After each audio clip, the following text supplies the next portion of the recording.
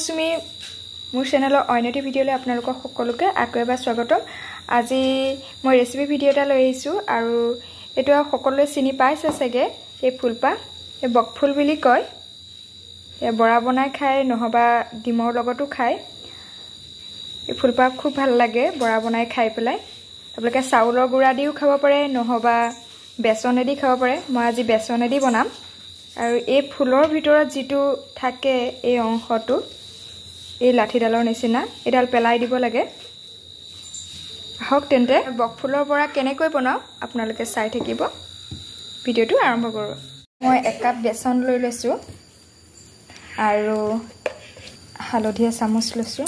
আপোনালোকে জলকীয়া পিচিও দিব পাৰে নহবা ৰেড চিলিও দিব পাৰে। মই ৰেড চিলিকে দিছোঁ, 1 চামুচ দিছোঁ আৰু অলপমান নিমখ সোৱাদ অনুসৰি দি দিছোঁ মই। এতিয়া মই পানী অলপ দি সানি লওঁ। হাতেদি সানো কাৰণ ইয়াত গোটা গোটা বেছি আছে। এনেদৰে পুৰা মই সানি লৈছোঁ। চামুচেৰে সানিলে ভাল নহয়, সেইকাৰণে মই হাতেদিয়ে সানিছোঁ। কেৰাহী বঢ়াই ইয়াত তেল গৰম হ'বলৈ দি থৈছোঁ। তাৰপিছত এফালে এয়া বকফুলখিনি থৈ দিয়া আছে। ইয়াৰ ভিতৰখিনি উলিয়াই ল'লোঁ আৰু এইখিনি সানি লোৱা আছে, দেখিছে নহয়। এতিয়া বকফুলখিনি মই এনেদৰে এপাহ এপাহকৈ দি দিম।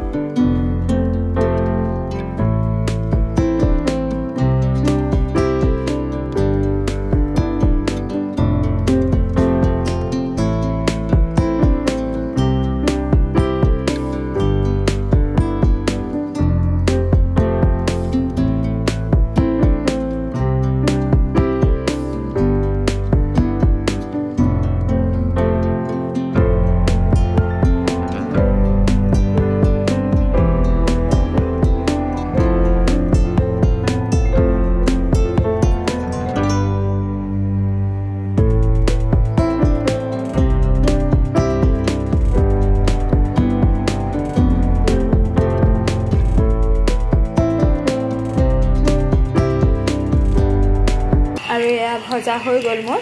এতিয়া কাঢ়ি দিম।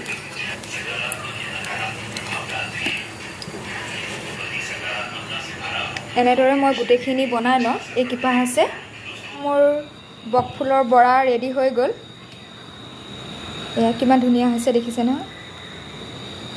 চাউলৰ গুড়া দিলে বেছি ভাল লাগে, মচমচীয়া হয়। আৰু এয়া বৰাৰ লগত খাবৰ কাৰণে অকণমান জেলি লৈছোঁ মই, টমেটো জেলি। আপোনালোকে যিকোনো চাটনি বা জেলিও ল'ব পাৰে। আৰু কেনেকুৱা হৈছে বৰাটো আপোনালোকে কমেণ্ট বক্সত নিশ্চয় জনাব। আজিলৈ মই ভিডিঅ'টো ইমানতে সামৰণি মাৰিছোঁ। ধন্যবাদ।